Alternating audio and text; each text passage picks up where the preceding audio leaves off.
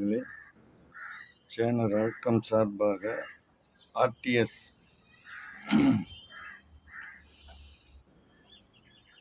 நேற்று இன்று நாளை இனிமேல் இந்த தலைப்பில் தான் பேச போகிறோம். நேற்று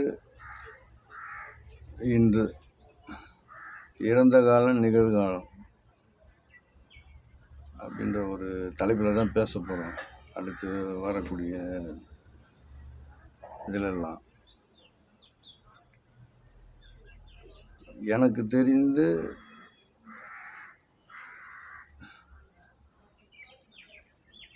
திராவிட முன்னேற்றக் கழகம் ஆட்சியை விட்டு இறங்கி போய் எம்ஜிஆர் அவர்கள் முதல்ல ஆட்சி அமைத்து தாக்கல் செய்த பட்ஜெட்டு, முதல் பட்ஜெட்டை ஒரு பட்ஜெட் அது படிக்கும்போது அன்றைய நிதியமைச்சர் தாக்கல் செய்த அந்த பட்ஜெட்டில் பார்த்திங்கனாக்கா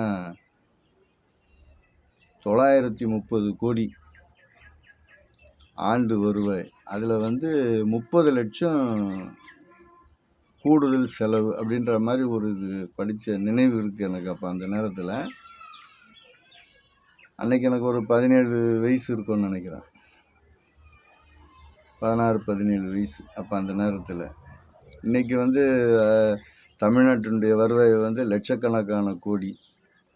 இப்போ பார்த்திங்கனாக்கா அதிமுக ஆட்சியை விட்டு இறங்கும்போது 4,10,000 கோடி கடன் வச்சுட்டு போயிட்டாங்க, கடன்லேயே தமிழ்நாடு மூழ்கி போச்சு அப்படின்னு தான்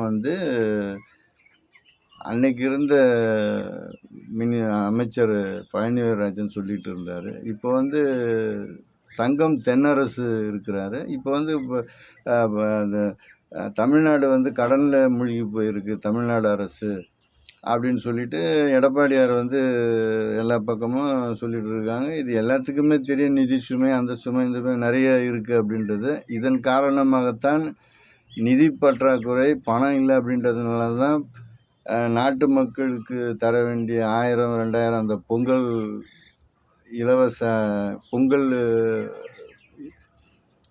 இது கூட தரலை. இது ஒரு காரணம். இப்போ இதுக்கு என்ன சொல்கிறாருனாக்கா, தங்கம் தென்னரசு என்ன சொல்லியிருக்காருனாக்கா, அரசு குறைவாகவே கடன் பெற்றுள்ளது அப்படின்னு சொல்கிறாரு. புள்ளி விவரங்களெல்லாம் சொல்லியிருக்காரு. இவ்வளோ இந்த இதில் இத்தனை லட்சம் கோடி, இது அத்தனை லட்சம் கோடி, எல்லாம் சரி. இவ்வளோ புள்ளி விவரத்தோடு இருக்கிறவங்கள இருக்கிறத சரி பண்ணி பொங்கலுக்கு அந்த ஒரு மக்களுக்கான அந்த அதிமுக ஆட்சி காலத்தில் கொடுத்த 2500 நீங்கள் ஒரு 3000 கொடுத்துருக்கலாம் இல்லையா? ஏன் சார், தங்கம் தென்னரசு சார், பேரில் மட்டும் தங்கம் வச்சுருக்கிறீங்க, நிதியமைச்சர் இல்லையா? கொடுத்துருக்கலாம்ல இல்லையா? முடியலை, சரி விட்டுடுவோம். அவங்க 4,10,000 கோடி வச்சுட்டு போனாங்க. இப்போ இவங்க 4 ஆண்டுகள், அது 10 ஆண்டு ஆட்சி காலத்தில் அந்த கடன் ஏற்கனவே கலைஞர் 1,10,000 கோடி வச்சுட்டு போனார். அதுக்கப்புறம் இவங்க 4 லட்சம் கோடி 10 ஆண்டுகளுக்கு உண்டான கடன். இப்போ இவங்க ஒரு 5 ஆண்டு காலத்துக்கு கிட்டத்தட்ட 3.8 இது 4 லட்சம் கோடி கடன் வாங்கியிருக்காங்களே. இது எப்படி புரியலையே?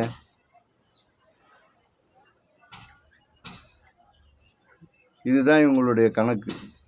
அப்போ அந்த கணக்கு இப்போ தமிழ்நாடு கடனில் மூழ்கி போச்சு, இவங்க கடன் வச்சுட்டு போயிட்டாருன்னா நம்ம பழனிவேல்ராஜன் சொன்னார். இப்போ இவங்க முதல் பட்ஜெட்லேயே அவங்க 68,000 கோடி கடன் வாங்கிட்டாங்க. 68 + ஒரு 30 98,000 கோடி. ஃபஸ்ட்டு பட்ஜெட்டு தாக்கல் பண்ணும்போது அன்றைக்கே நான் நண்பர்கள்கிட்டலாம் அன்றைக்கி அப்படி சொன்னாங்கன்னு இந்த மாதிரி இருக்குன்னா நான் நண்பர்கள்கிட்டலாம் பேசிகிட்டு இருப்பேன். இப்படி இருக்குது அரசியல் பேசும்போது அவங்கக்கிட்ட நான் சொல்லிகிட்டு இருப்பேன். சரி, அதையெல்லாம் விட்டுடுவோம். யார் அந்த சாருன்னு சொல்லுங்கள். இன்னும் அது சம்மந்தமான இது இன்னும் வெளியில் வரவே இல்லை. இது ஒரு புறம் இருக்கட்டும். கனிம வள கொள்ளையை தடுக்க முயன்ற அதிமுக நிர்வாகி ஒருத்தர் லாரி ஏற்றி கொலை செய்யப்பட்டிருக்கார். எங்கேன்னு கேட்டிங்கனாக்கா திருமயம் அந்த பகுதியில், புதுக்கோட்டை மாவட்டம் திருமயம் அருகே உள்ள வெங்கலூரை சேர்ந்த ஜாஃபர் அலி 56 அதிமுகவை சேர்ந்த சிறுபான்மையினர் பிரிவு செயலாளர். இந்த கனிம வளங்களை வந்து தடுக்கிறதுல அவர் வந்து பெரும் முயற்சி எடுத்து புகார் அந்த மாதிரிலாம் கொடுத்துருக்காரு போல தெரியுது. அவரை வந்து லாரி ஏற்றி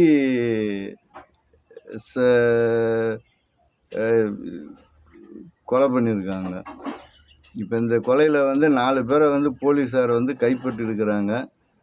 இதை வந்து உண்மையான கொலைவாளி யார் அப்படின்றத வந்து கண்டுபிடிச்சி அவங்களுக்கு உண்டான அந்த தண்டனையை வாங்கி கொடுங்க. இதுதான் நாம் வைக்கிற கோரிக்கையாக இருக்கும். நேற்று இன்று நாளை தொடரும். நன்றி, வணக்கம்.